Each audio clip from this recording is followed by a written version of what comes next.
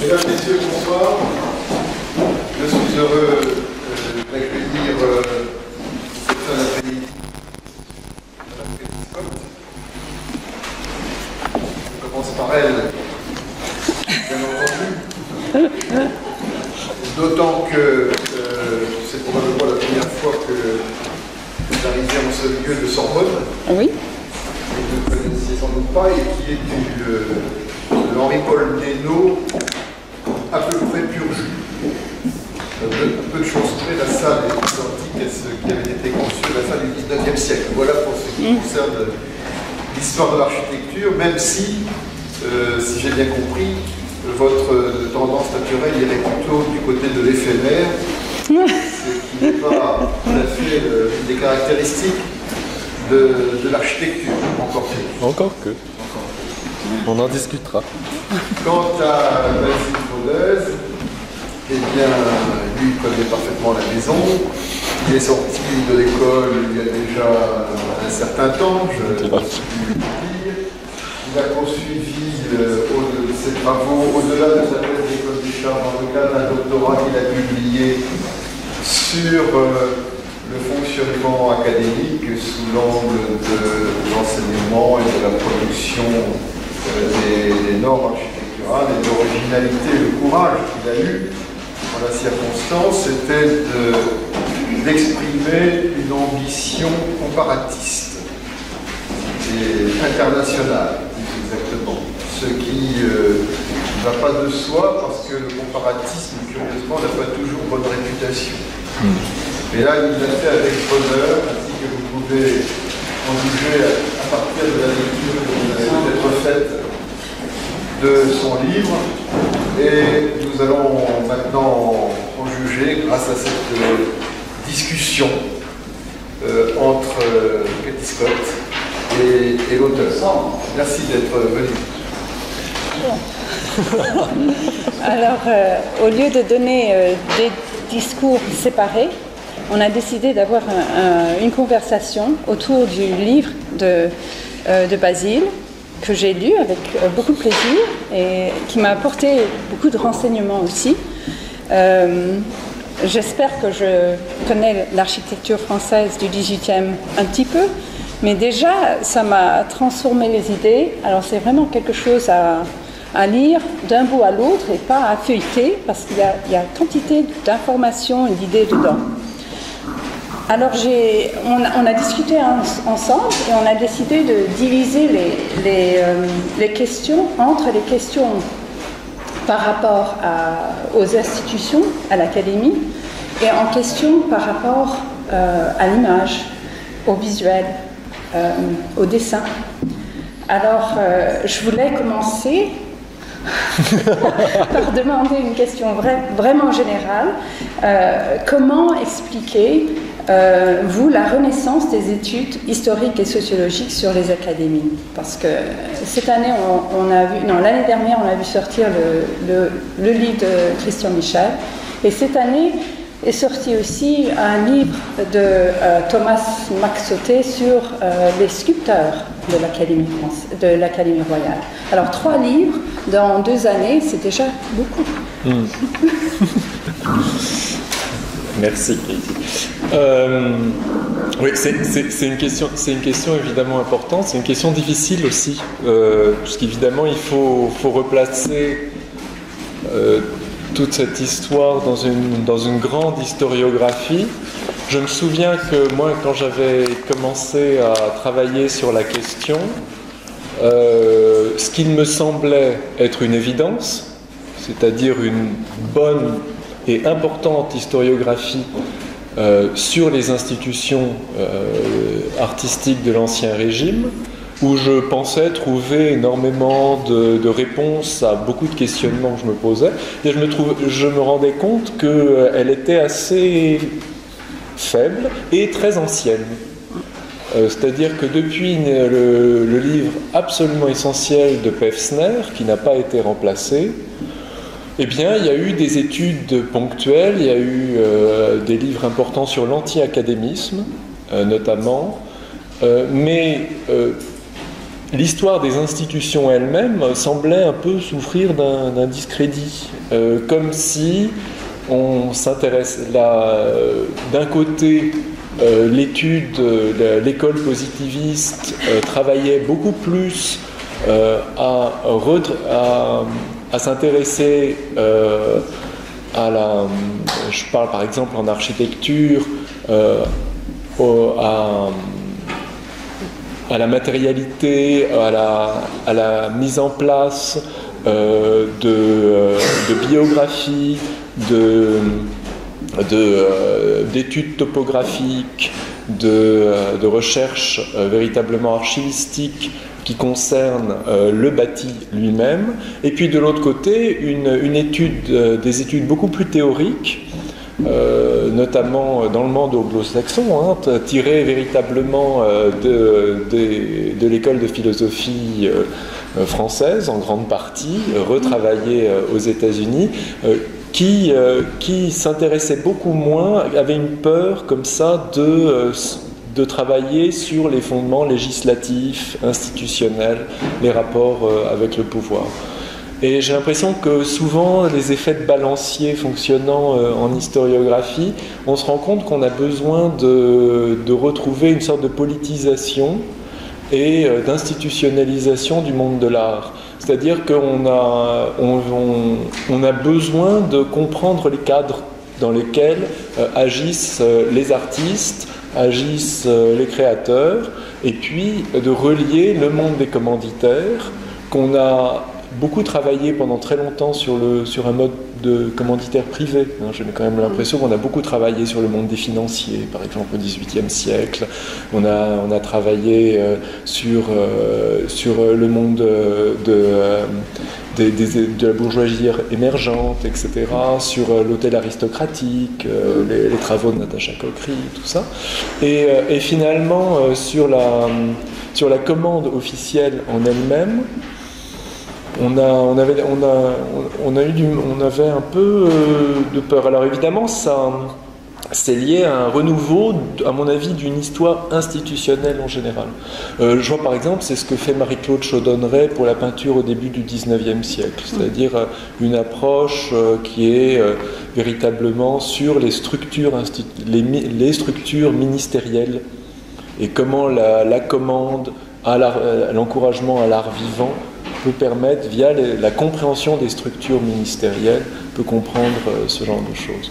Donc, j'ai l'impression que ces dernières années, on a un peu cette tendance, en effet, à essayer de revenir à un cadre, au cadre lui-même des institutions politiques, parce que ça reste extrêmement flou et complexe. On parle de beaucoup de choses.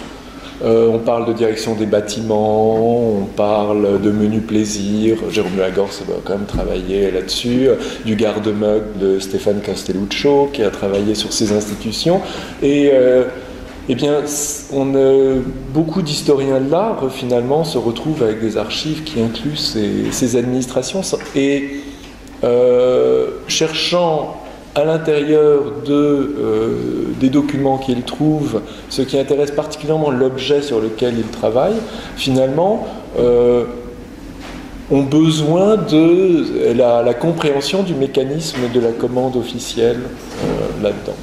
Et puis, il y a une autre tendance, à mon avis, qui est très très forte en ce moment, c'est l'histoire de l'enseignement, qui...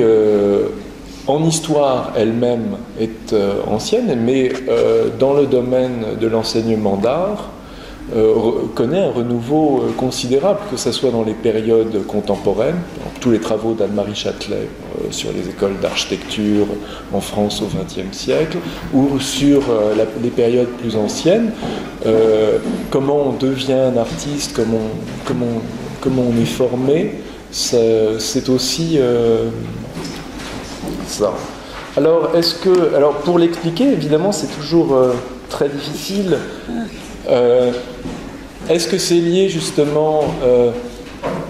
moi, je vois pour l'académisme, pour la question des académies, est-ce qu'on est dans une période de post-modernité où la modernité en elle-même est maintenant un vrai sujet historiographique, et dans ce cas, on peut avoir un véritable recul sur le discours qu'a eu la modernité sur ce qu'il a appelé l'académisme, par contamination, en considérant que ce qu'il voyait à la fin du XIXe siècle était ce qui existait déjà au XVIIIe siècle, donc parlant d'académisme, par exemple, pour le XVIIIe siècle, ce qui, à mon sens, n'a pas de raison d'être, c'est des concepts radicalement différents.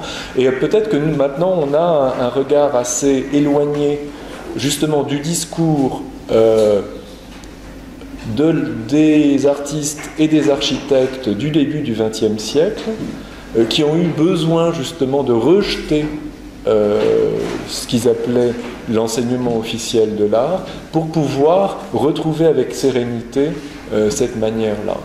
Et peut-être d'une manière aussi différente de Pevsner, qui s'inscrivait vraiment dans une histoire sociale de l'art, et pour qui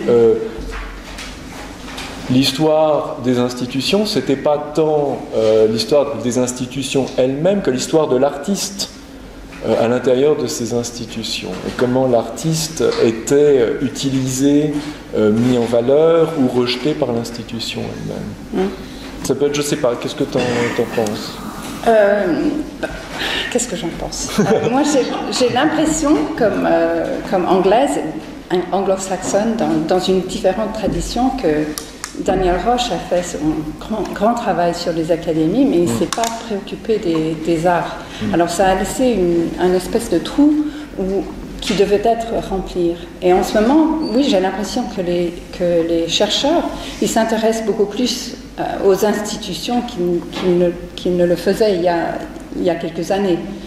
Et en Angleterre, c'est parce que la sociologie de la science a vraiment éclaté, l'histoire de la science, et les intérêts se portent sur les institutions scientifiques pour savoir comment ils ont créé des savoirs, et comment l'État, comment ces informations se sont... il y a eu une conversation entre l'État et les sciences. Et d'une certaine manière, je crois que c'est un travail qui commence seulement à être fait maintenant avec les arts. Peut-être parce que les arts... On a l'impression que les arts ne sont pas aussi importants à l'État que les sciences et la technique. Je ne sais pas s'il y a un délai pour cette raison. Mais les études par les historiens aussi sur l'administration et la bureaucratie sont beaucoup plus... On commence avec les statuts, mais on les interroge. On a cessé seulement de les citer, maintenant on les interroge et on veut savoir comment ces statuts ont été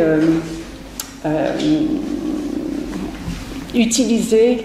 On a un modèle plus sophistiqué de la relation entre l'État et les académies. Les académies étant des institutions qui sont pas tout à fait, qui sont un petit peu autonomes, ils ne sont pas tout à fait la bureaucratie de l'État, mais ils ne sont pas indépendants non plus. Et comment ce va-et-vient entre les deux s'opère pendant le XVIIIe siècle. Et vous avez commencé avec ce travail, et c'est vraiment fascinant de regarder les tensions entre les deux. C'est pas seulement de l'argent et des ordres du côté de l'État par rapport à l'architecture. C'est un va-et-vient, il y a des choses qu'ils veulent faire, il y a d'autres qui résistent. Il y a des architectes qui essayent d'exercer une pression sur l'État aussi. Donc c'est beaucoup plus compliqué. Et la complexité, on aime ça. Oui, c'est très vrai, c'est-à-dire que très longtemps, l'histoire des institutions s'est intéressée à l'histoire, en effet, du cas des statuts. Et on se rend compte que dans les travaux récents, et moi c'est un petit peu ce que j'ai essayé de faire aussi, c'est d'essayer de déshumaniser ces institutions. C'est-à-dire que dans ces institutions sont peuplées d'hommes, peu de femmes, mais quelques-unes quand même, qui justement méritent d'être regardées en détail. Et lorsque l'on sait comment fonctionne la société d'Ancien Régime, qui est une société qui fonctionne sur des liens personnels extrêmement forts et sur des réseaux personnels très très profonds, longtemps on a été paralysé dans l'histoire institutionnelle parce qu'on s'arrête avant, alors que dans d'autres domaines historiques, on étudie la vie des artistes, leurs écrits, la transformation, leur correspondance, la transformation de leurs idées, leurs voyages, etc. Alors qu'en histoire institutionnelle des arts, on était très souvent bloqué.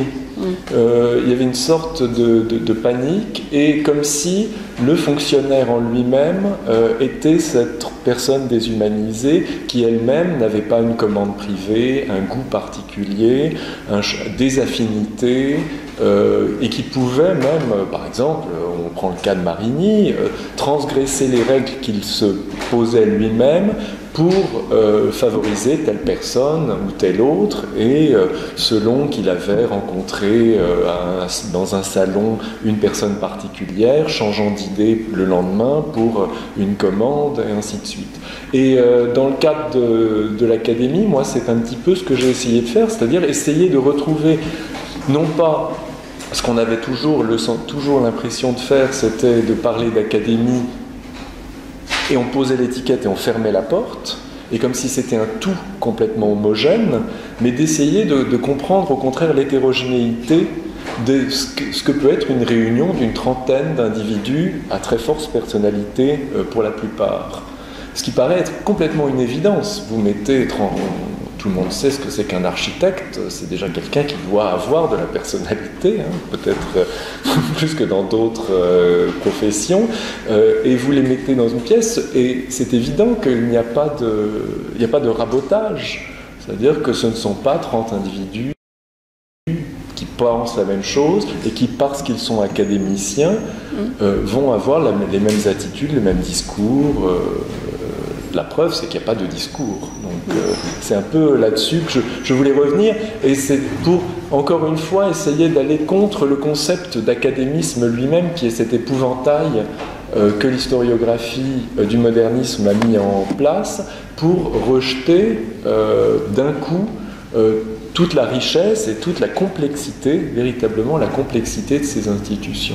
Donc c'est vraiment, maintenant on ne s'arrête pas jusqu'au texte imprimé du statut, on regarde véritablement le fonctionnement, les composantes, les débats, les personnalités, leur histoire, l'histoire de chacune de ces personnalités qui composent le tout. Et comment le tout se forme par cette agrégation d'intérêts, hein, c'est vraiment la juxtaposition d'intérêts qui essaye d'arriver, d'intérêts particuliers pour une sorte de bien ou mal commun. Ça, Et la différence des générations, c'est très évident dans votre texte. Oui. Qu'il y a certaines générations qui sont très marquées, la classe 2, comment on dit en américain, the class of 88, il y a certaines années, certaines générations qui sont très fortes et qui arrivent à mobiliser leurs intérêts à travers l'institution d'une manière vraiment frappante. Oui, là, c'est ce qui m'a frappé quand j'ai commencé à travailler sur le sujet, notamment en lisant la littérature.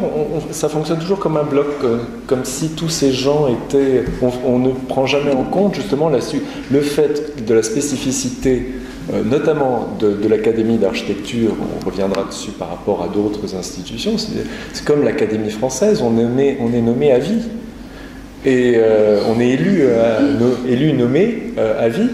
Et on n'y entre pas comme à l'Académie française tard, on y entre en milieu de carrière, entre 35 et 40 ans.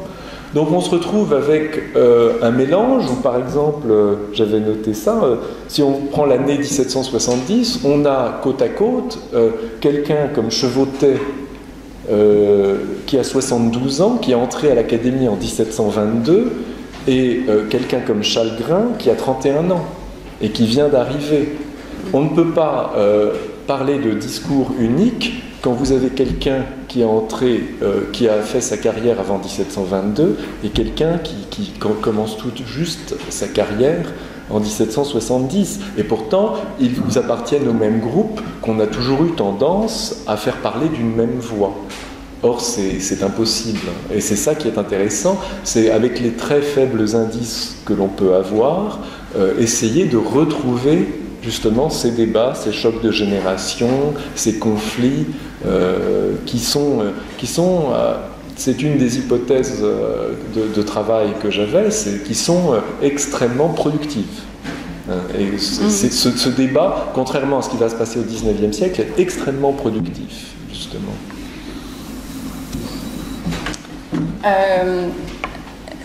Alors, on allait discuter un petit peu la méthode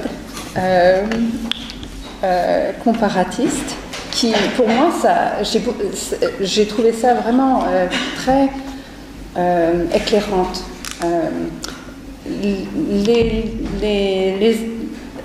Les études que j'ai lues sur les académies ont été écrites plutôt en tant qu'ils sont défensifs. Ils prennent la position de l'académicien. Alors c'est comme l'histoire est naturalisée. On dirait que la narration prend la partie des gens qui sont nombre. Alors, la comparaison, on ne peut pas faire ça. Il y a toujours, on voit l'institution par d'autres points de vue. Et tout d'un coup, quelque chose moi j'avais l'impression que je connaissais bien, les académies françaises d'art, les académies d'art. Et en lisant le texte de Basile, je me suis rendu compte que il y avait des choses qui ne me paraissaient pas bizarres parce que je ne savais pas qu'on pouvait les faire autrement.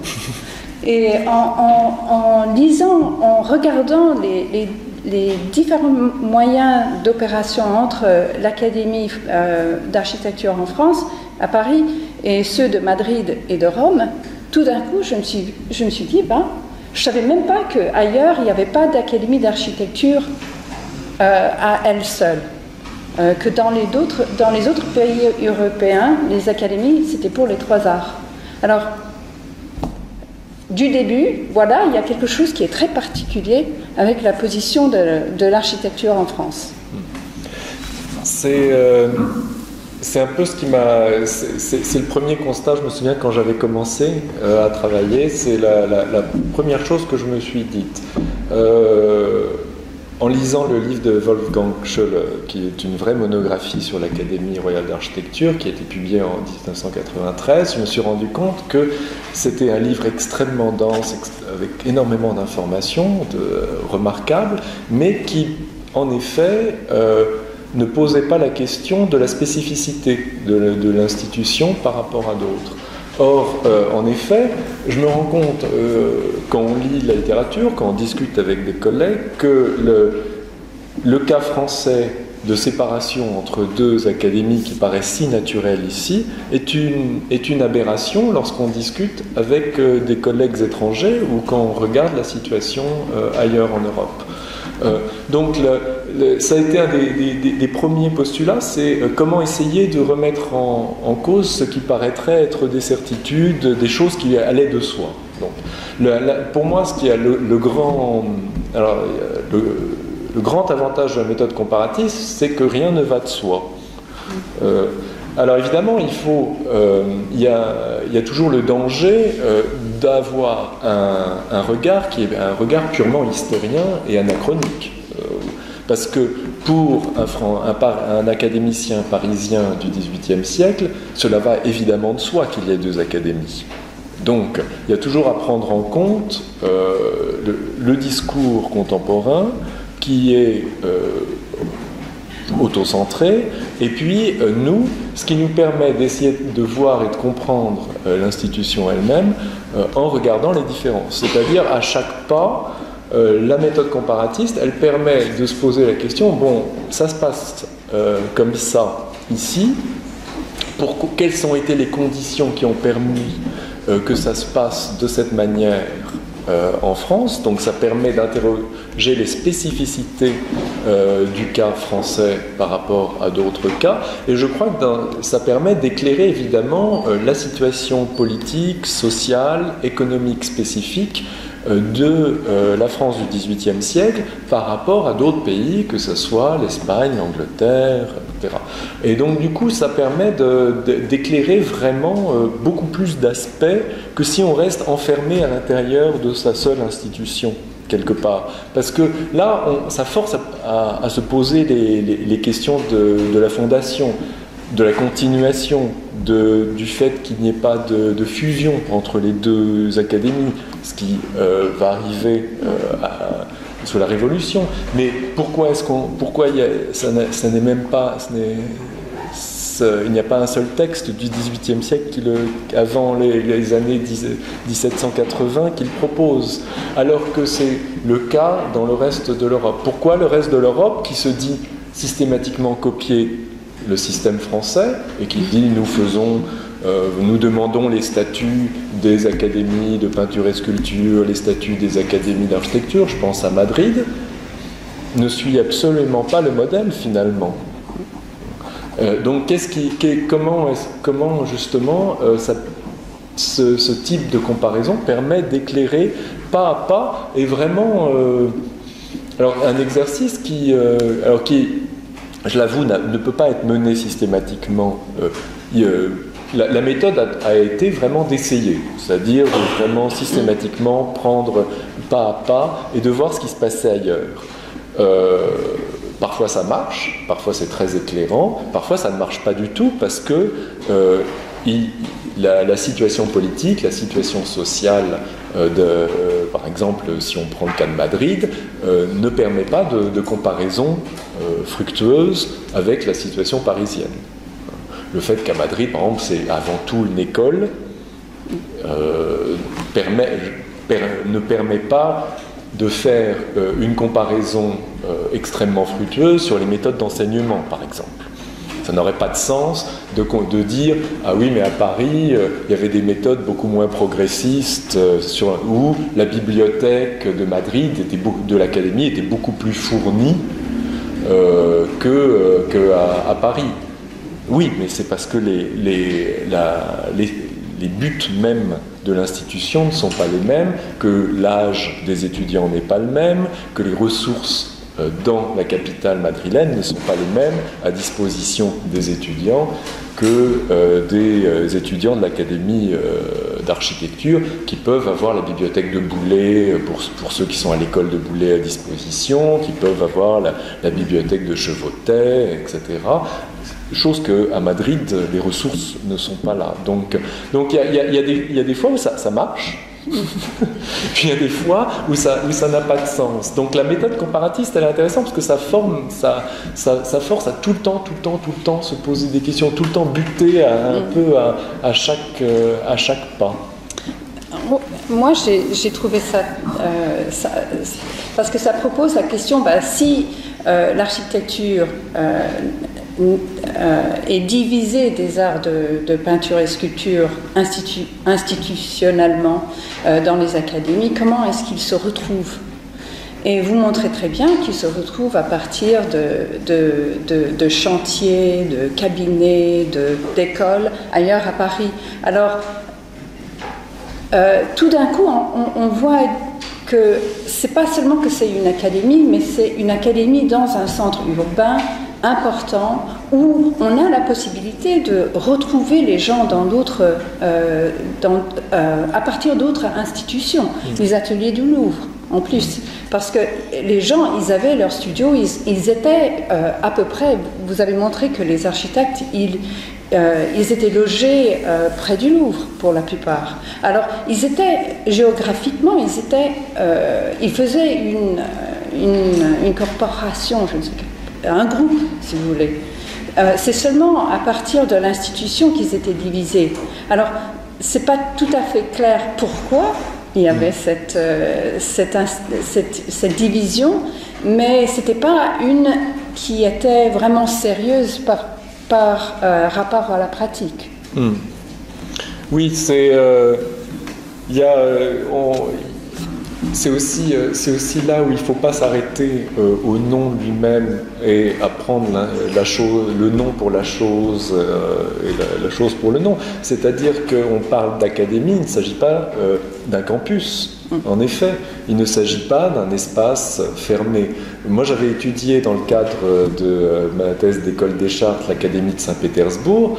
Alors là, on a un lieu fermé dans lequel ne peuvent pas sortir les élèves sous peine de punition, dans lequel c'est une sorte de bulle où ils sont formés depuis l'âge de 6 ans jusqu'à l'âge de 20 ans, et on les élève pour être des artistes. Là d'accord, et absolument éducation et enseignement vont de pair.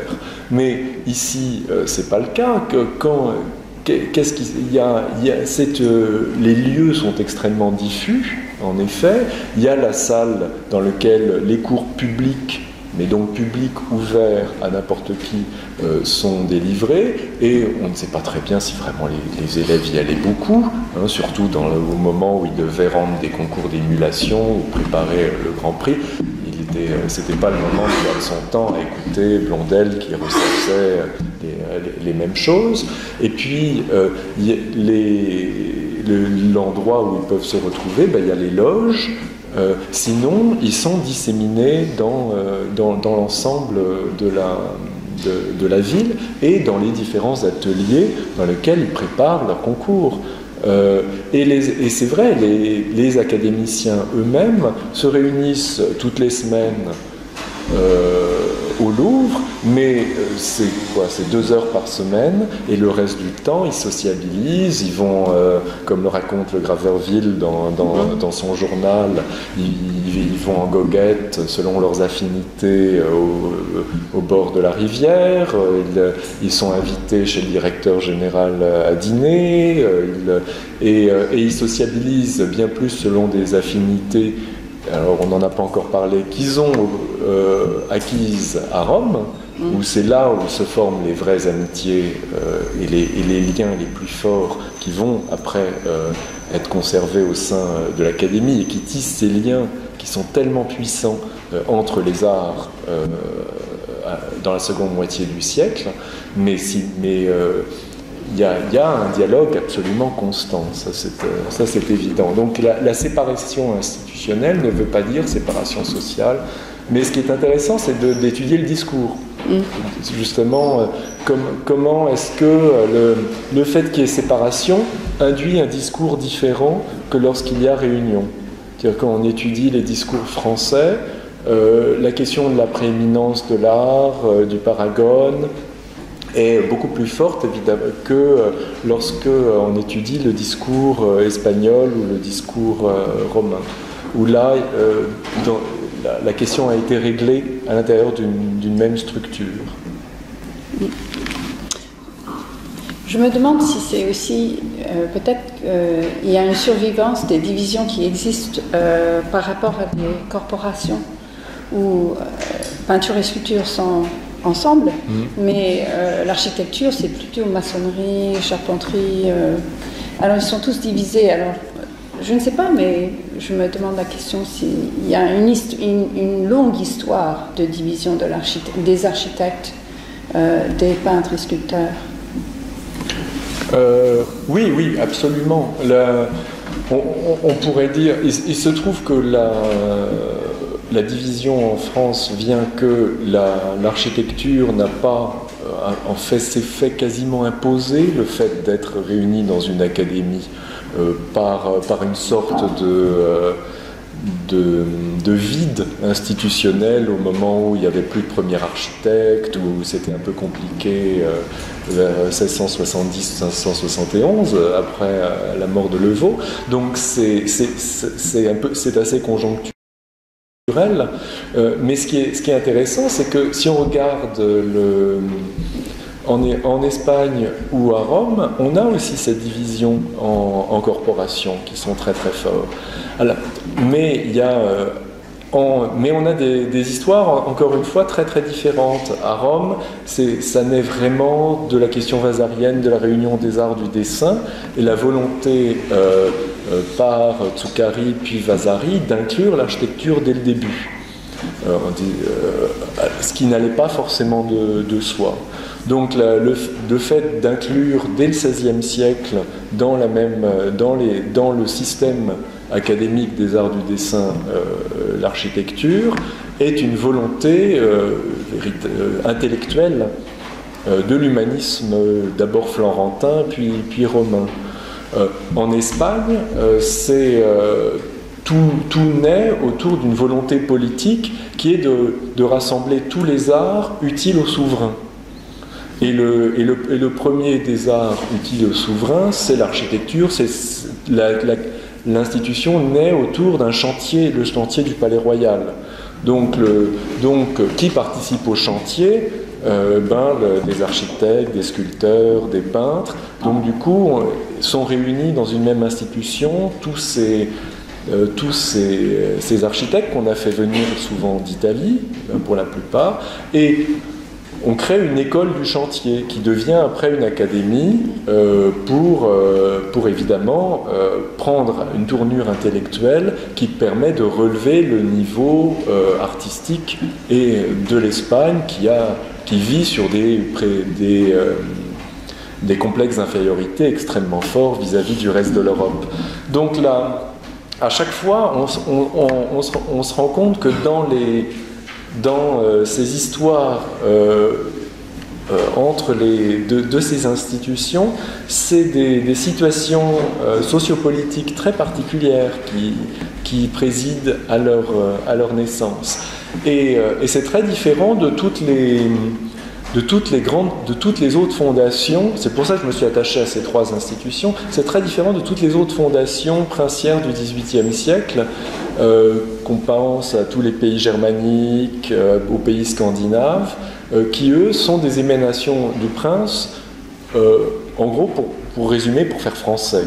C'est-à-dire que dans l'ornement de la couronne doit être un opéra, une académie, ça fait partie de ce qu'une principauté doit, ou un État doit avoir pour avoir son mot à dire dans l'Europe culturelle. En fait. Donc c'est pour ça que j'ai pas voulu faire un Pevsner bis, parce que ça me semblait être des situations très très différentes. Ce qui est intéressant évidemment, c'est comment le mot se propage de manière très impressionnante dans l'Europe des Lumières. Et vous avez très bien montré que la naissance de l'Académie d'architecture était très différente de celle de l'Académie de peinture et de sculpture. Alors l'Académie de peinture et de sculpture, la naissance arrive dans une situation de conflit avec les corporations. Alors ça, c'est pas du tout la même chose avec l'Académie d'architecture. Mais l'historiographie des académies de peinture et sculpture est une historiographie qui est marquée par depuis la Révolution, par ceux qui représentent l'académie comme une force politique écrasante, où les artistes deviennent des voix pour l'État, et que la peinture devient propagande d'une certaine manière. Et je trouve ça très ironique que l'Académie d'architecture, qui devrait être précisément cette institution, par votre livre, visiblement ne prend pas ce rôle. C'est-à-dire que les produits des architectes ne sont pas regardés comme ça. L'institution, c'est une institution bureaucratique de l'État, mais il n'y a pas cette notion d'architecture nationale ou absolutiste ou princière. L'inverse, vous montrez que le palais, par exemple, c'est un type de bâtiment qui disparaît au cours du siècle et qui est remplacé par d'autres où le gouvernement n'est pas le seul représenté C'est-à-dire, ça peut être la médecine, ça peut être la science, ça peut être d'autres institutions. C'est pas seulement l'État. Oui, c'est assez frappant la manière dont d'étudier le XVIIIe siècle, comment à travers non pas tant les discours des académiciens eux-mêmes, mais ce qu'ils vont donner comme sujet d'étude aux étudiants. C'est-à-dire, je me suis rendu compte que c'est plus en étudiant véritablement les concours qui sont le fondement même de la pédagogie à l'académie, donc sur le principe de l'émulation, qu'on se rend compte des tendances et de ce que veut produire l'institution en termes d'architecture. Et dans la seconde moitié du XVIIIe, il est très clair que ce qu'elle veut produire, c'est de l'architecture publique, ce qui n'est pas évident, puisqu'elle a commencé par produire surtout de l'architecture religieuse et privée. Dans la première moitié du siècle, on voit sur quoi doivent s'entraîner les étudiants. C'est des portails d'église, c'est des plans de cathédrales, c'est des hôtels particuliers, c'est répondre véritablement, c'est plus collé à ce qui va être leur pratique, avec un sens plus fort du lien avec ce qu'est véritablement la pratique de l'architecture pour la majorité des architectes à l'époque, c'est-à-dire travailler à des édifices assez petits, des petites interventions, à travailler surtout sur des maisons, sur des hôtels particuliers, sur une maison de plaisance, un château à la campagne, sur l'architecture privée surtout. Et puis, toute cette partie-là est abandonnée dans la seconde moitié du XVIIIe siècle et pour se tourner vers la réflexion sur l'architecture publique. Et ce qui est intéressant, c'est qu'on se dit « Ah, bah alors c'est ce que demande véritablement le pouvoir. C'est une injonction de l'État qui demande que l'Académie lui fournisse des modèles, comme plus tard le Conseil des bâtiments civils devra fournir des modèles pour équiper la France du début du XIXe siècle. Donc c'est une injonction. Et quand on regarde,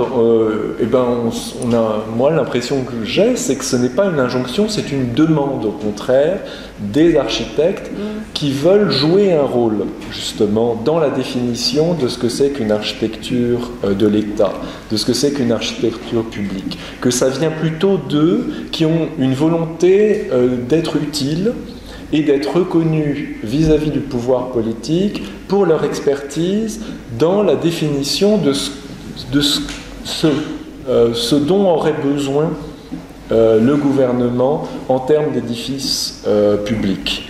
Donc se tournant quelque part vers une sorte pas de fuite en avant, mais de volonté véritablement de prouver leur utilité, leur existence. Il y a comme ça, dans la seconde moitié du XVIIIe siècle, une volonté d'essayer de jouer un rôle de conseil architectural, ce qu'ils ne sont quasiment plus vis-à-vis du pouvoir, qui se tourne plus volontiers vers l'Académie des sciences, vers le bureau des finances, vers les ponts et chaussées, vers le bureau du commerce. Liliane et l'RPRS a bien montré, pour les inventions, même tout ce qui a domaine à l'architecture, le premier réflexe du pouvoir n'est pas de se tourner vers l'Académie en tant qu'experte, mais se tourner plutôt vers l'Académie des sciences. Et donc il y a une sorte de volonté des académiciens à cette période d'essayer de montrer leur utilité, de participer au débat, non plus au débat intellectuel du tout, qui a été, ça c'est aussi une question qui est assez intéressante, qui a été complètement abandonnée, mais au débat civique, quelque part, sur l'équipement public. Ouais, ce qui m'a frappé, c'est que vous avez une définition là de public qui n'est ni pas la définition de public d'Habermas, d'un public hors de l'État, mais ce n'est pas un public qui est synonyme avec l'État absolutiste comme on le pense d'habitude. C'est quelque chose qui n'est ni l'un ni l'autre, Et les types de bâtiments qui ont été sujets de grands concours, ils ne sont pas tous des bâtiments dont le gouvernement aurait directement la responsabilité, à part peut-être le palais de justice ou Place Royale. Mais les autres, c'est plutôt l'Hôtel-Dieu, par exemple, ça serait l'Hôtel-Dieu, ça serait et même les prisons, les choses comme ça, ce serait le prévôté de la ville, ce ne serait pas la royauté. Donc ça commence à ouvrir, à préciser une définition de public qui n'est ni contre l'État, ni l'État, mais quelque chose d'autre, une volonté de concevoir un public qui est communautaire, qui a un discours, qui a des idéaux, on dit ça? Idéaux, oui. Des idéaux, et presque utopique. Et ça, je trouvais vraiment très, très intéressant. Il n'y a pas de... avec l'Académie de peinture et de sculpture, il n'y a pas d'équivalent, il me semble. Il y a les travaux d'encouragement d'Angillier, mais ça c'est vraiment, c'est plutôt une iconologie de l'État. C'est pas vraiment quelque chose de public d'une autre manière. Et puis il y a les critiques qui sont vraiment en opposition avec l'État. Mais il n'y a pas ce public qui n'est ni l'un ni l'autre, qui est autre chose. Je me demande si ça n'a pas à voir également avec le regard sur l'Antiquité. Parce que la question de la définition du public, est-ce qu'elle ne commencerait pas par justement le moment où les architectes regardent la monumentalité de l'Antiquité romaine, avec quels sont les grands bâtiments de la cité qui les fascinent tant, les thermes. Les thermes ne sont pas, c'est vrai, ne sont pas un bâtiment étatique, de l'État absolutiste, et pourtant c'est une manière de voir, donc quand on donne des bains, par exemple, des bains monumentaux comme sujet de concours, on définit un type d'architecture publique en pensant extrêmement fort, à mon avis, à l'Antiquité romaine, et en regardant, en faisant avec la pensée de toute la littérature qui est de Tite-Live, de Plutarque, de Suétone, qui forment la base fondamentale de la culture, et les fouilles que les architectes mènent lorsqu'ils sont à l'Académie de France à Rome, l'obsession de la renaissance des forums romains via Piranèse, via Dumont, etc. À mon avis, il y a participe beaucoup de cette définition nouvelle de ce que c'est que l'architecture publique. Qu'est-ce que pouvait être une architecture dans une république romaine type que les architectes redécouvrent et pour lesquels ils ont une fascination complète. Je me demande si ça peut... Alors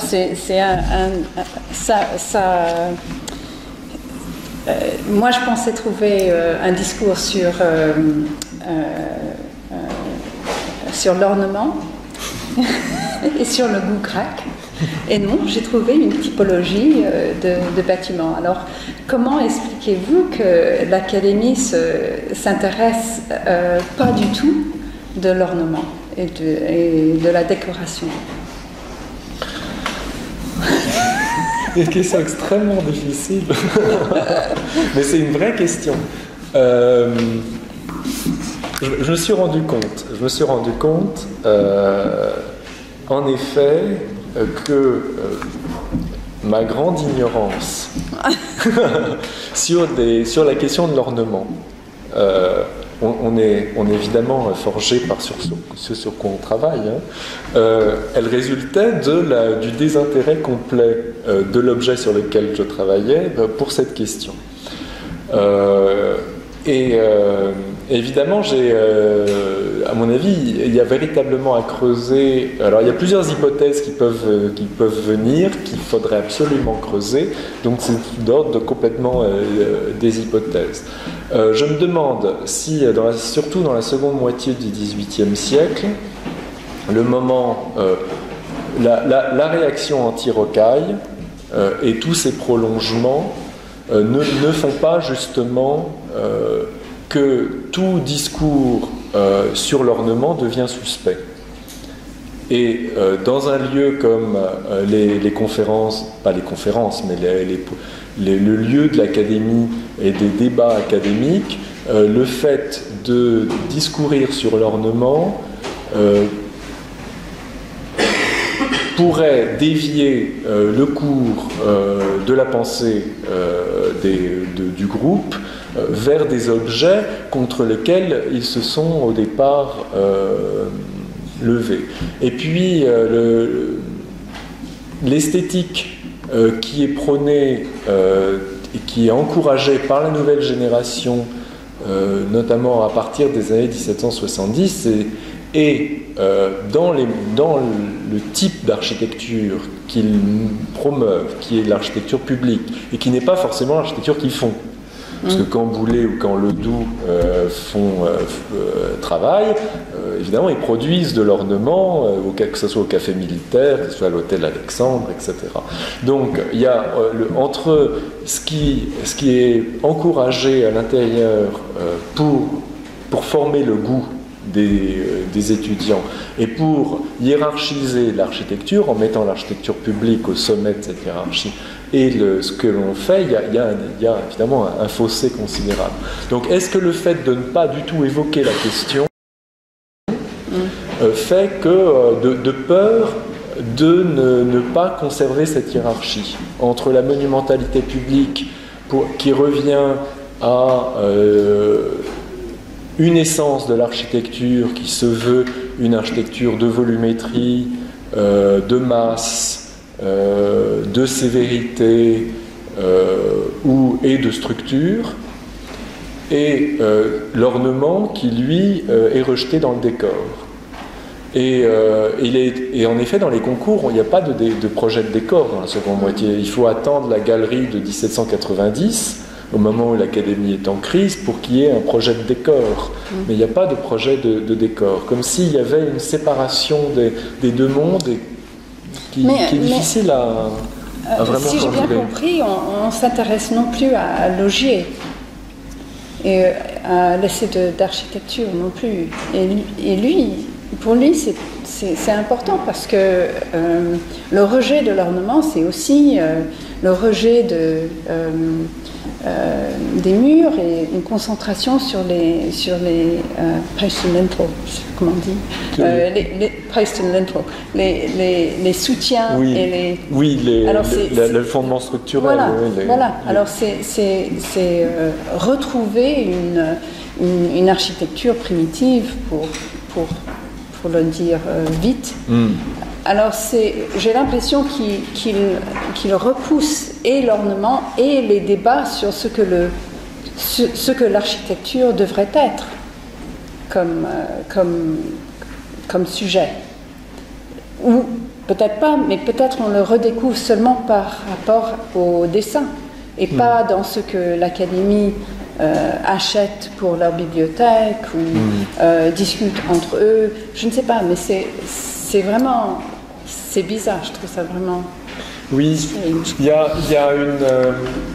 d'une manière générale, alors, on est évidemment très dépendant des sources dans ces cas-là, et les sources sont assez claires. C'est les procès-verbaux des séances, où, à mon avis, assez peu de choses sont dites, et notamment pas les conflits n'apparaissent pas.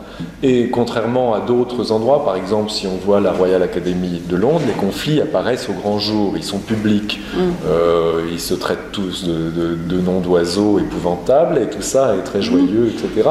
Ça ne veut certainement pas dire qu'en France on ne se traitait pas de noms d'oiseaux, et que les conflits à la fois esthétiques et théoriques n'étaient pas extrêmement violents au sein de l'institution, mais ça transparaît très rarement. Et je crois que l'absence totale de consensus fait que du coup ça n'apparaît pas dans le discours, dans la trace officielle de ces séances, c'est-à-dire dans les procès-verbaux eux-mêmes. C'est-à-dire que peut-être que quelqu'un à un moment a voulu évoquer Laugier, et puis Chevautet ou quelqu'un de l'ancienne génération a dit « ce livre est scandaleux, il faut le mettre au feu, cet homme n'est même pas architecte, il rejette le pilastre, qu'est-ce que ça veut dire ?» Blondel aussi, pourquoi il rejetterait le pilastre, c'est un scandale. Et à côté, la jeune garde, mais non, au contraire, il faut revenir aux fondamentaux de l'architecture, il faut séparer décor et structure, faut penser à ce que c'est que la vérité. Et du coup, ces braves gens s'étripant énormément, le secrétaire ne veut pas écrire sur le procès-verbal. Nous sommes étripés en parlant de Laugier. Parce que la question de la politesse et la question de la sauvegarde du consensus, de l'image que veut donner, et à mon avis c'est encore plus fort chez les architectes que chez les peintres et les sculpteurs, l'image policée d'hommes du monde, absent des conflits, que doit redonner l'institution au monde, étouffe complètement ce type de débat. La seule exception, c'est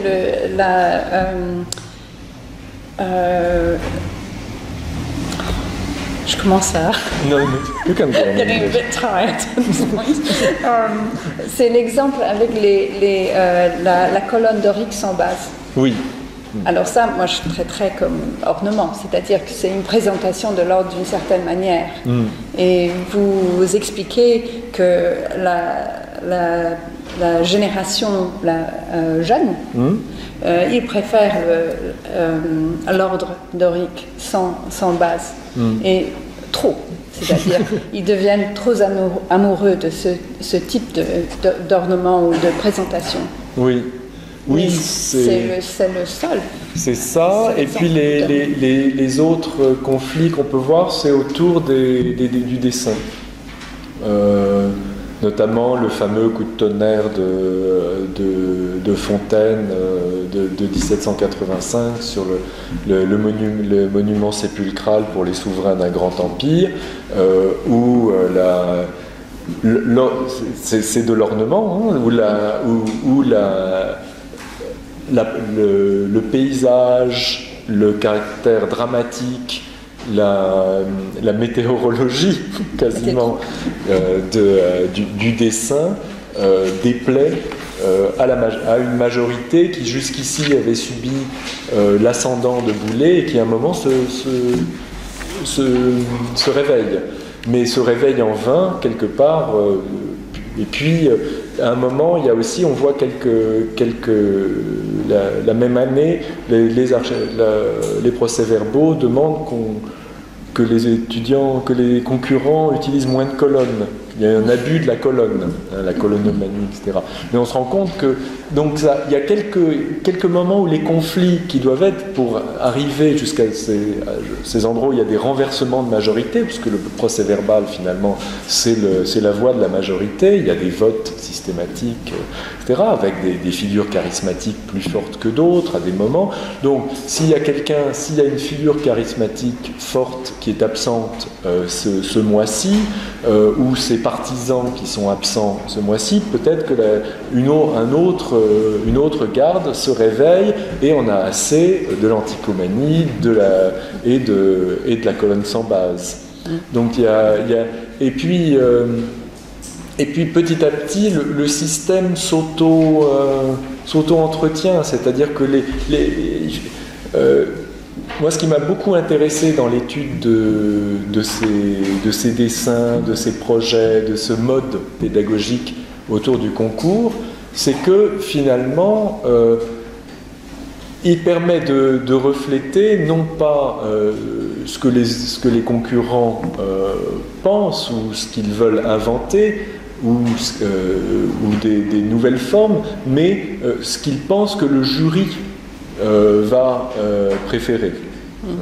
Donc les tendances que l'on voit dans les dessins sont les tendances de la majorité que les concurrents pensent être la majorité du jury. Donc le système finalement ne favorise pas tant l'invention, puisqu'il favorise la séduction de la majorité d'un jury. Et c'est très différent du 19e siècle, parce que là, on a un jury qui est d'environ une trentaine de personnes. Donc c'est un jury extrêmement vaste, alors qu'au 19e siècle, on aura un jury beaucoup plus réduit, au moins dans les premières phases du prix de Rome, par exemple, où c'est juste la section d'architecture et 8 personnes. Donc finalement, et on sait à peu près, on peut très facilement les cibler. Cibler une majorité de 30 personnes, c'est beaucoup plus compliqué. Donc il est intéressant de voir comment des tentatives sont opérées à l'intérieur de ces projets, essayant des choses, sentant à un moment que la digue contre la colonne sans base, par exemple, a cédé, donc tout le monde se précipite. Et tous les étudiants se mettent à faire de la colonne sans base, disant que c'est le garant de la réussite. Et puis, on se rend compte que même si dans les procès-verbaux apparaissent « nous ne voulons plus de colonnes sans base, nous ne voulons plus de toutes ces colonnes », si 2 mois plus tard, on voit exactement les mêmes colonnes sans base apparaître, etc., c'est que les étudiants, c'est que les concurrents ont compris que cette opposition était purement conjoncturelle d'une séance ou deux, et que la vraie majorité, en fait, c'est la majorité de la tendance bouléenne, de la tendance de Chalgrin, etc. Donc c'est en croisant comme ça, ça donne... je me suis rendu compte qu'on avait assez peu analysé ces types d'œuvres, ces dessins sous cet angle-là, justement. C'est un exercice tellement particulier, le concours. C'est pas l'examen. Et donc, il n'y a pas un minima à adopter. Il faut être meilleur, et meilleur aux yeux d'un certain nombre d'individus très particuliers qui ont des pensées. Donc, la chose qui m'a beaucoup intéressée, c'est que aussi ces dessins de compétition, c'est pas une démonstration de compétition, comment on dit, de compétence, voilà, en matière de construction. Donc il y a une séparation entre ce qu'on démontre et ce qu'on peut faire. Alors ces dessins de concours sont vraiment très différents du chef-d'œuvre, par exemple. Et moi, je connais beaucoup mieux les dessins que les décorateurs et les architectes ont fait pour les artisans, d'un côté, et pour les commanditaires de l'autre. Et j'ai l'impression qu'à la fin du siècle, les dessins de concours ne sont ni l'un ni l'autre, vraiment. Ils ont de différentes conventions. Et vous les décrivez en tant que tableaux, mais vous expliquez aussi que les vrais tableaux, c'est-à-dire les tableaux qui utilisent la perspective, eux, ils sont produits pas pour les concours, mais dans le domaine de l'étude de la perspective. Alors il y a des contradictions et aussi des nouveautés que j'avais pas, qui m'étaient complètement, ça faisait surprise. Oui, c'est un type de dessin qui est très particulier, alors qui naît de plusieurs choses. C'est évident, mais il faut le rappeler. Les étudiants arrivent à l'académie en sachant déjà, c'est-à-dire que ce n'est pas le lieu dans lequel ils vont apprendre leur métier. Le lieu où ils apprennent leur métier, c'est en agence. Ils doivent tous être patronnés par un des académiciens. En gros, ils doivent tous déjà travailler en agence et apprendre auprès d'un des architectes majeurs qui reconnaît leurs compétences avant de pouvoir les inscrire à l'académie.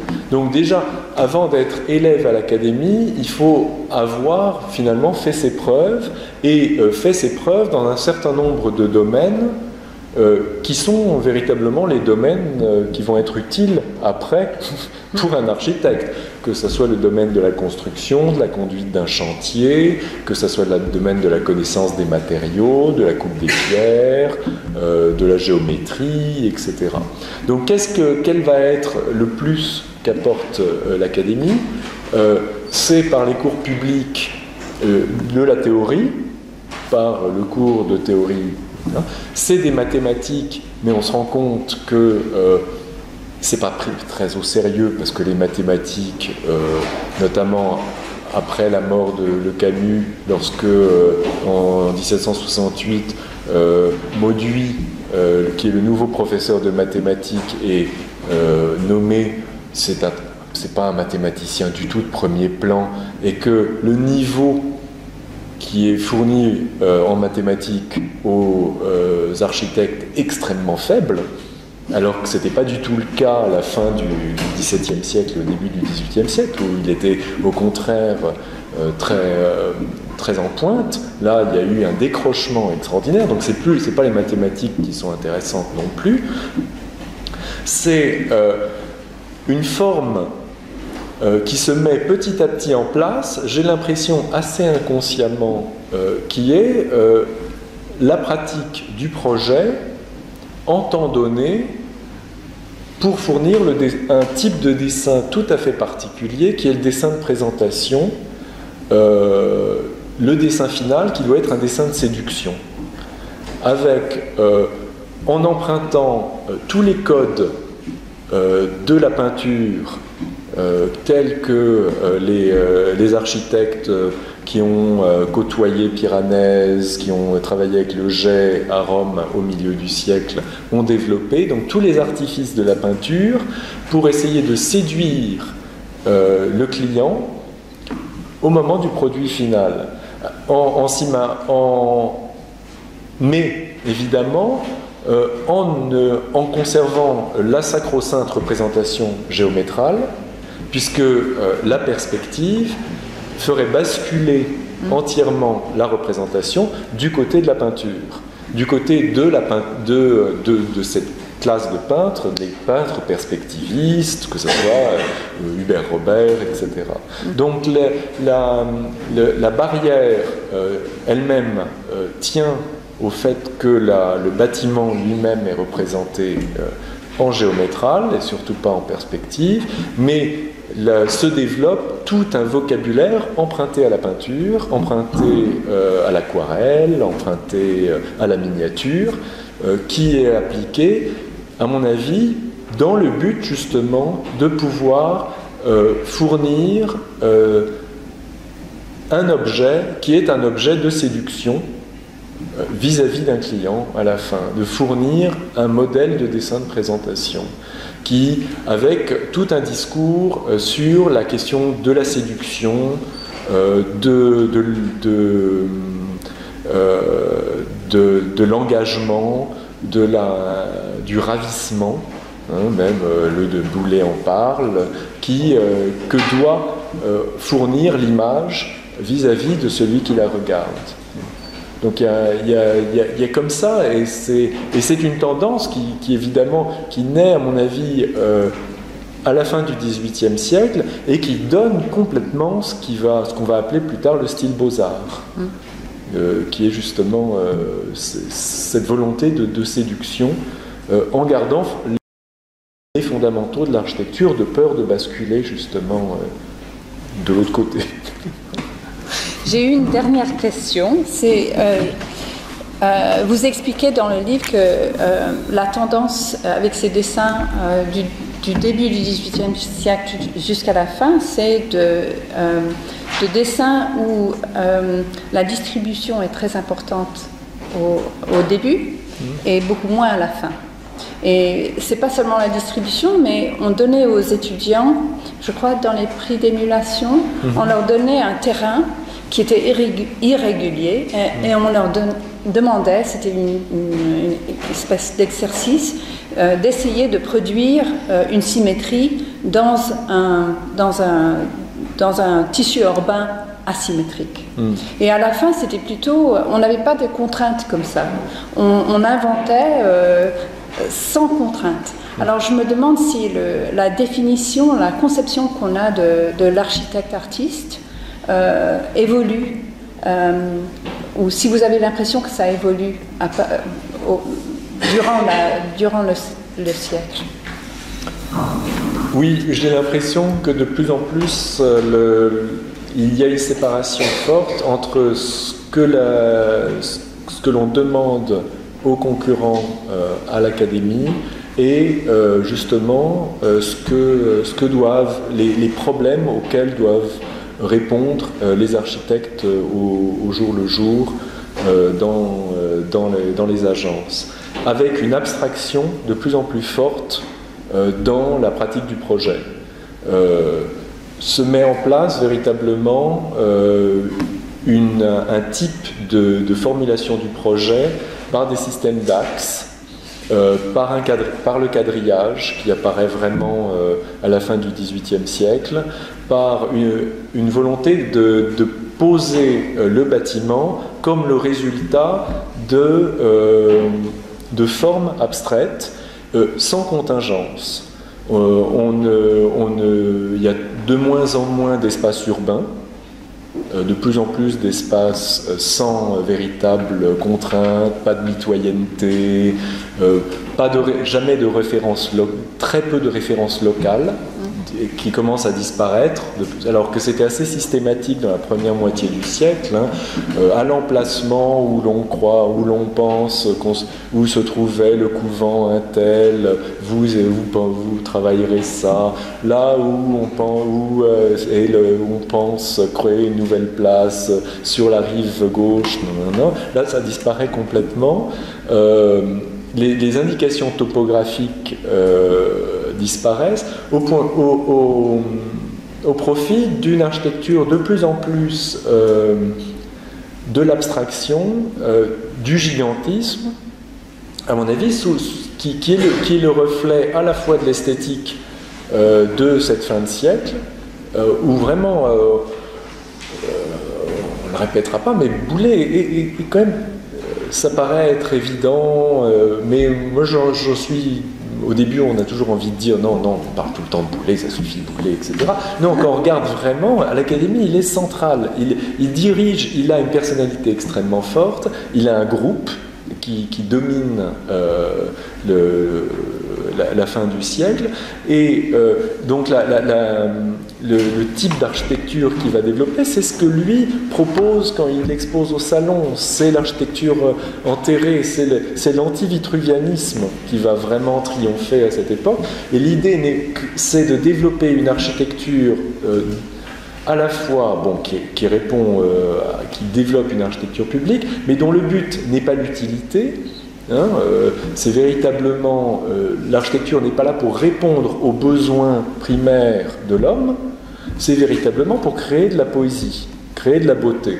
Et ce que tendent à faire les étudiants, les concurrents, et ce qu'encourage par le choix des projets primés la majorité à la fin du siècle, c'est de plus en plus ça. Alors c'est quelque chose qui va connaître un coup de balancier au début du XIXe siècle, où au contraire on voit les projets sous l'Empire, une maison à loyer pour un riche commerçant, avec un programme extrêmement détaillé, et qui doit répondre à des besoins précis. Là, on prend par exemple le grand prix d'une ménagerie de Vaudoyer. On a un programme extrêmement long et qui est traité par Vaudoyer, Antoine Vaudoyer, de manière complètement abstraite. Un grand cercle avec des 4 cercles dans un carré qui répondent à tous les points du programme. On voit le bâtiment, les serres, le Colisée, les espaces pour les gardiens, etc. Mais il y a une abstraction complète de la forme. Et encore une fois, le but n'est pas tant de répondre à des nécessités qu'à produire de la beauté. Et à mon avis, c'est ça la grande tendance de l'extrême fin du siècle. On pourrait dire peut-être que l'architecte n'est plus ingénieux, mais il est un génie. Peut-être. Ça serait une très jolie formule. Alors, on a fini ? Oui.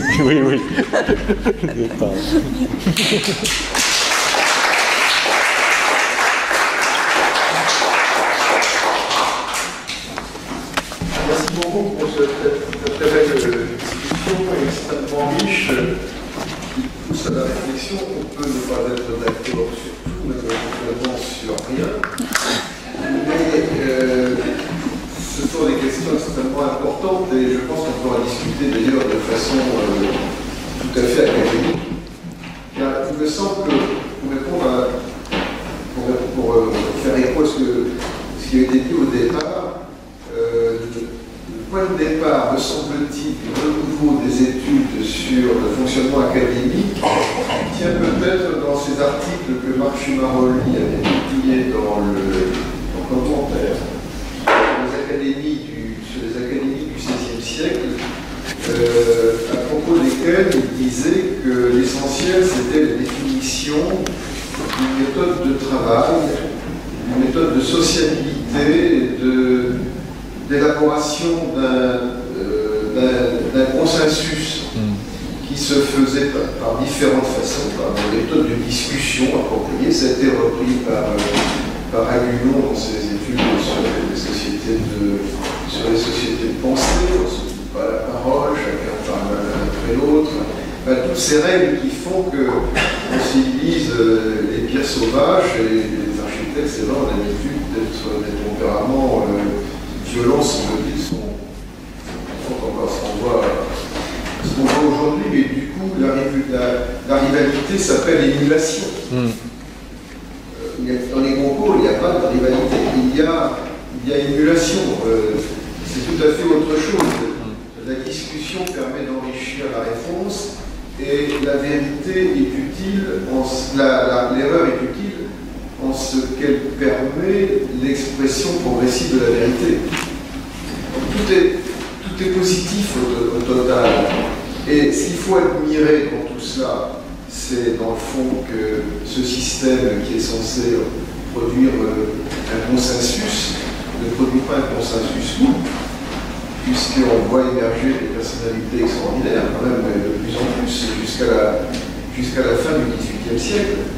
Et il me semble que c'est ce qui s'est institutionnalisé au XIXe siècle, à la fois l'école des beaux-arts et l'Académie des beaux-arts, mais peut-être que la séparation entre les deux institutions a nuit à la véritable expression de la discussion. On pourrait peut-être dire cela. Dire que vous avez dit, vas-y, il n'y a pas de texte sur parler de tentative de rapprochement des trois arts sous la forme de l'institution.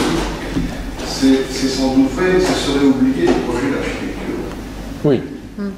Absolument. Qui montre bien quand même, et là il faut quand même, nous sommes là, nous, pour dire que l'image est supérieure au texte. Qu'elle est même antérieure au texte, il n'y a pas de mot de Lascaux qui s'est passé. À la fin du XVIIIe siècle, le fait qu'on réfléchit à des formes destinées à montrer à prouver qu'on peut unir les trois arts en un but d'enseignement, quand bien même ce soit un établissement carcéral ou semi-carcéral, comme c'est vraiment les architectes qui ont pensé à élaborer ce genre de réflexion. C'est important de mettre en évidence. Et je vais trop parler, je laisse la parole à la salle pour les questions.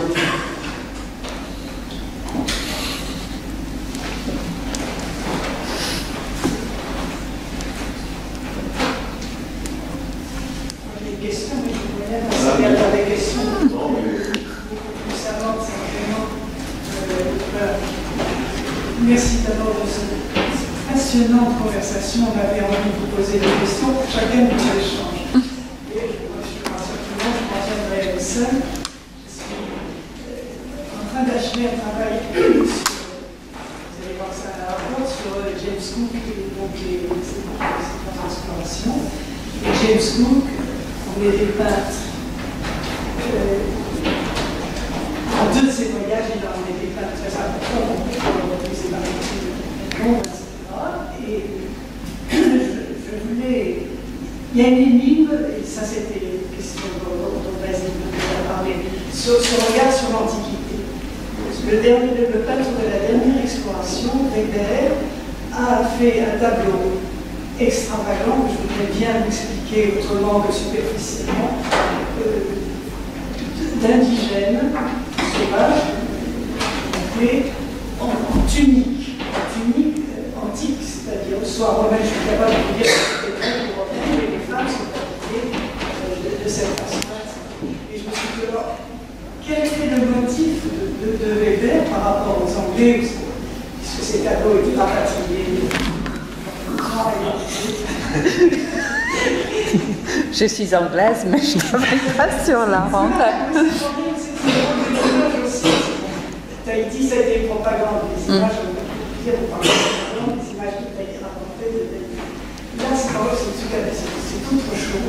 Parce que la plupart du temps, ces indigènes sont nus dans les îles du Pacifique, etc. Ils représentent le terre. Et puis, il y a ce Weber qui a fait une grande masse de sauvages sur la rivage, avec ses tenues. Parce que l'Antiquité, c'est pas terminé, il y a qu'à aller au Grand Palais aujourd'hui, et voir le monde qui a cette exposition. En plus, tant mieux, avec des petits enfants qui ont des petits appareils qui sont dans les statues, et dans l'architecture, tout ça pour comprendre ce que c'était que l'Antiquité. C'est absolument merveilleux, c'est ça remonte un petit peu le roi. Voilà. Et sinon, comment est-ce que ces peintres alors étaient désignés pour appartenir à ce projet d'une envergure inouïe, parce que ça n'était pas Cook qui les choisissait, je ne pense pas que ce soit la volonté. Est-ce que c'était la monarchie Georges III qui décidait des noms? Est-ce que c'était une académie? Je ne peux pas vous aider, mais je sais la personne qui peut. Alors, si vous me donnez votre carte, je vous enverrai une référence.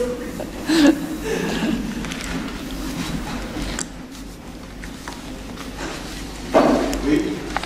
Je voulais dire à propos de ce que vous disiez sur le programme du 18e et la fin du 18e, où tu disais que première moitié du 18e, on a plutôt affaire à pour le programme de l'académie, des demandes qui sont soit l'architecture privée ou l'architecture religieuse, et deuxième moitié davantage de l'architecture publique.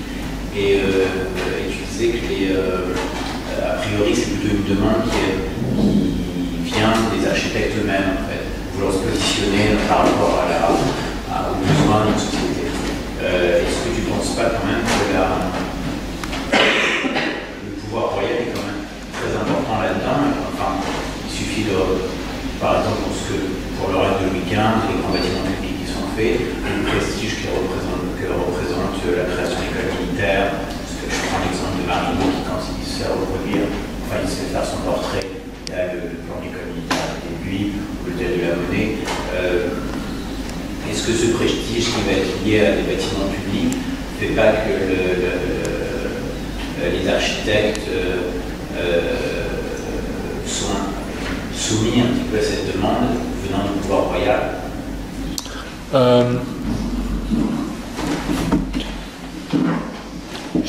Je ne crois pas qu'il y ait une demande directe, en fait. C'est surtout ça. C'est-à-dire qu'on a... le point surtout sur lequel je voulais insister, c'est qu'on a toujours tendance à faire de l'académie un rouage administratif au service du pouvoir, ce qui était à l'origine sa vocation, et finalement qui n'a pas tellement été. Donc il n'y a pas d'intervention, en tout cas que j'ai pas retrouvé, d'intervention directe de la direction générale en disant bah voilà, on aimerait que vous réfléchissiez sur tel type de programme, etc. Je crois qu'il y a, de manière assez évidente une compréhension de la part des architectes académiciens que c'est ce type d'architecture dont a besoin le pouvoir et la société et qui devient l'architecture principale, qui se place dans une hiérarchie des programmes en tête de la hiérarchie. Donc, et que c'est en faisant travailler les concurrents et en faisant la publicité autour de ce type de projet qu'ils peuvent montrer au pouvoir royal leur utilité et fournir au pouvoir royal des modèles qu'après le pouvoir va utiliser. Je crois que ça va dans ce sens. Je ne crois pas qu'il y ait une demande administrative consciente de la direction des bâtiments disant on a besoin vous nous donniez des projets pour des palais de justice, des projets pour des cirques, des projets pour... Il y a une réaction à l'actualité, souvent. L'hôtel Dieu brûle, il y a des discussions autour de l'hôtel Dieu, on va faire plancher les petits sur l'hôtel Dieu, ça paraît logique. Et puis après... on se servira de ce qu'ils auront trouvé comme idée, on pourra nous-mêmes l'utiliser. Mais comme ça se fait en agence, où vous avez une idée et l'architecte utilise les idées de ceux qu'il emploie. Mais il y a une réaction. Je crois que ça va dans ce sens. Elle ne précède pas, en effet, c'est-à-dire que les académiciens ne créent pas l'architecture publique, elle ne précède pas la demande. C'est-à-dire qu'en effet, la Halle au Blé, la place Louis XV, la Monnaie, la reconstruction du palais de justice, les projets d'hôtel-Dieu, etc., ils existent sans l'académie. Et très souvent, elle a besoin de montrer qu'elle fait partie du débat. C'est très clair, par exemple, pour l'Hôtel Dieu, où c'est à l'Académie des sciences que l'on demande des projets d'architecture. Et c'est pas à l'Académie d'architecture. Donc, en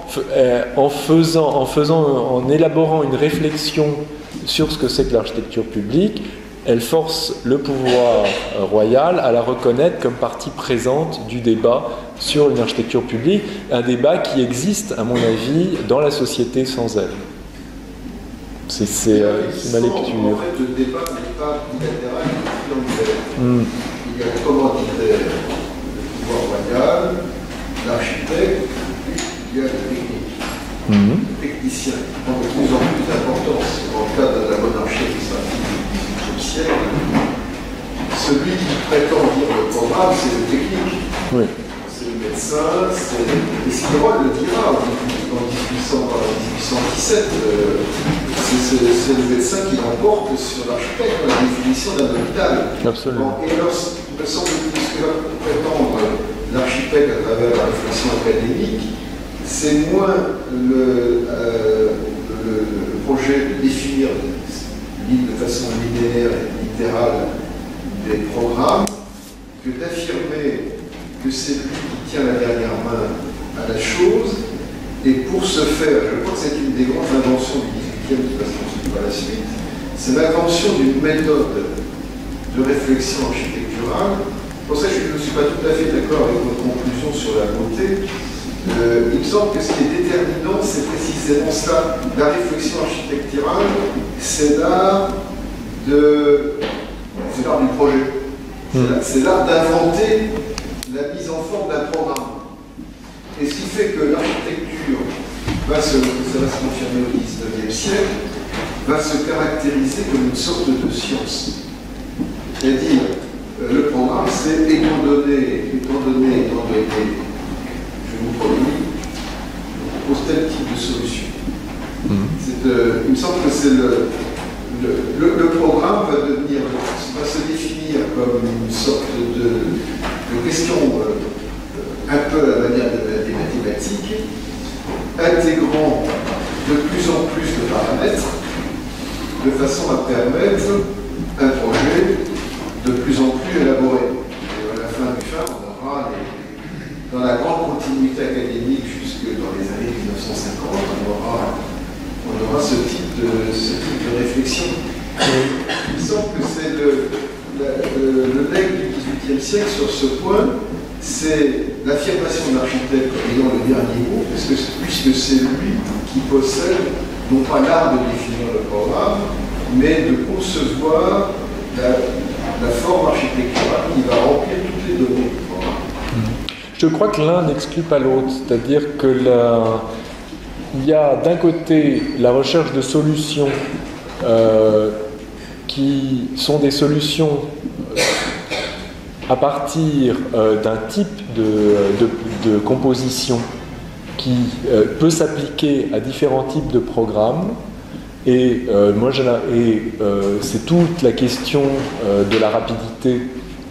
C'est-à-dire que ce que met bien en place le système académique de compétition au XVIIIe siècle en France, ce qui n'est pas du tout le cas dans les autres pays européens, c'est la question de l'esquisse, c'est-à-dire de devoir répondre à une question programmatique dans un temps donné extrêmement court.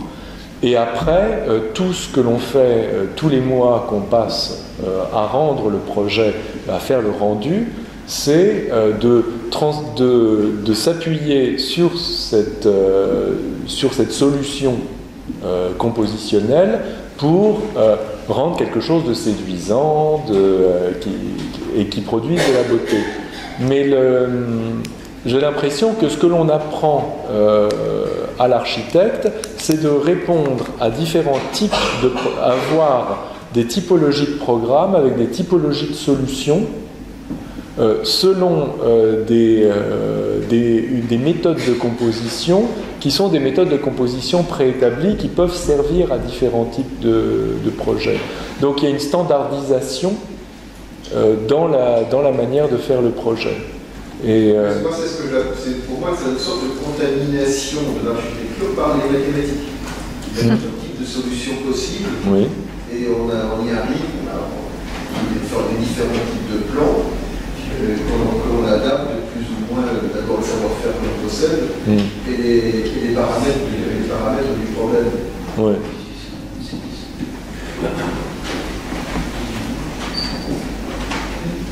Est-ce qu'il y a d'autres... Parlez fort. Oui, je vais essayer de parler fort. Quelques difficultés. Bon, il y a un premier point sur lequel je ne suis pas tout à fait d'accord avec Basile, c'est la question des mathématiques et des architectes. Je pense que les architectes ont toujours recherché à être performants dans des mathématiques qui leur servent, soit vraiment, et ils sont très performants en matière de description, en géométrie descriptive. Pas à l'académie. À l'école du génie de Mézières, oui. Et c'est là ce qui va donner l'école polytechnique et ce qui va être, avec Monge, l'invention de la géométrie descriptive, oui. Mais justement, à l'académie elle-même, moi, ce qui m'a frappé, c'est justement ce décrochement par rapport aux écoles d'ingénieurs et les écoles militaires. Ouais. C'est vraiment, on a l'impression, avec la séparation entre ingénieurs et architectes, il y a un décrochement qui sera rattrapé parce que la géométrie descriptive, elle est enseignée et elle est très forte à l'école des beaux-arts. On a toujours tendance à dire on oublie, etc. Et la stéréotomie qui en dépend. Non, c'est on n'en a pas parlé, mais c'est une conséquence de la naissance des écoles de génie, dans lesquelles voilà. Alors qu'au début, avec quelqu'un comme Desgodets, par exemple, on au début du XVIIIe siècle, on a des mathématiciens de très haute volée. Alors que, à la fin, lorsqu'on prend quelqu'un comme Mauduit, qui est assez déconsidéré dans le monde des mathématiques, avec l'accord de la direction des bâtiments, dont le premier commis est Étienne de Montucla, qui est un très grand mathématicien qui a écrit une histoire des mathématiques. Donc c'est par connaissance de cause que l'on recrute quelqu'un qu'on sait médiocre. Donc et là, il y a un déplacement, il y a un véritable déplacement vers les écoles de génie, surtout Mézières, en fait, qui devient après, qui est l'ancêtre de Polytechnique. Le deuxième point qui me paraît intéressant, c'est sur la question de la codification des concours en ce qui concerne le dessin, c'est-à-dire plan, élévation, coupe. Oui. Donc, pas de perspective, pas de dessin trop artistique, parce qu'il faut que tous les candidats soient placés quand même sur le même niveau et qu'on puisse les comparer objectivement, alors que la perspective permet plus de subjectivité, révèle davantage l'individu. Et par ailleurs, l'architecte n'a pas besoin de perspectives pour comprendre l'édifice. Donc là, on est entre architectes, élèves architectes et architectes, on n'a pas besoin de perspectives. Ceci dit, les architectes ne répugnent pas à présenter quand même des perspectives aux clients, je pense, à quelqu'un comme le Bailly, on voit des dessins, le palais Spinola à Gênes. Là, on réintroduit le décor, l'aspect décoratif, et par la perspective, justement, pour enjoliver un peu ce qui sera un peu sec, le plan, l'élévation. Donc, je crois que tous ces architectes ont quand même dans leur esprit un petit peu piranèse des perspectives. Là, pour eux, c'est quand même très très présent. Et ils n'hésiteront pas à utiliser la perspective pour des plans qui sortent des concours, naturellement. Oui, bien sûr. Je pense aussi à la vision du temple de Jérusalem par De Vailly, par exemple, ou d'autres auteurs. Simplement, chacun utilise beaucoup les petits personnages. Alors, il laisse l'élévation, mais il a également de l'élévation par des personnages, je pense au bal, enfin à la salle de bal. Bon, voilà ce que je voulais dire. C'était quand même utilisé aussi en matière de urbanisme, mais ça sera par le doux au niveau des salines. Il a fait des perspectives. Oui, mais c'est... les boulets également. De toute façon, les étudiants même avaient un cours de perspective et il y a eu plusieurs concours de perspective organisés à l'Académie, mais c'est véritablement séparé. Et mon interprétation, c'est dû à cette proximité de plus en plus grande avec le monde de la peinture. Il y a une sorte de barrage, tout de même, où la spécificité du dessin architectural doit rester au moins là-dedans. Encore une dernière question, monsieur. Oui, moi je voulais revenir à la question d'ornement. Vous avez parlé d'ornement et je me demandais est-ce que c'est vraiment une question qui était une problématique au XVIIIe siècle. Est-ce que ce n'est pas un problème qui s'est révélé au siècle suivant et même vers la fin du XIXe siècle? Is it a problematic No, I understood, but century? it's not one I can answer. Vous voulez dire à l'académie, si ça te... Oui, à l'académie, ou même dans les écrits, dans la littérature du XVIIIe siècle, est-ce que c'est vraiment une problématique?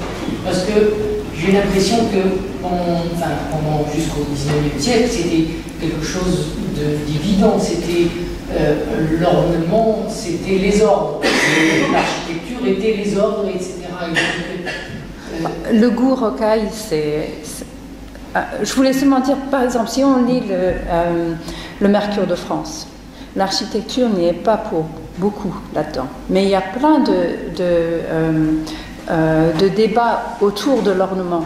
Alors si on voulait... Alors on a l'impression que les gens, vous n'êtes pas du... Non, c'est mon impression. Non, mais justement, est-ce qu'il y a des textes où il y a, du 18e, où il y a ce débat-là comme quelque chose de problématique ou qui est discutable? Oui. Il y a des textes extrêmement violents, et les débats sur l'ornement sont des débats extrêmement violents au XVIIIe siècle. La lettre de Cochin sur les orfèvres, par exemple, c'est un des grands monuments de la littérature artistique, et qui est fondamentalement sur la question de l'ornement, et qui est d'une grande salve contre le rocaille, qui dit...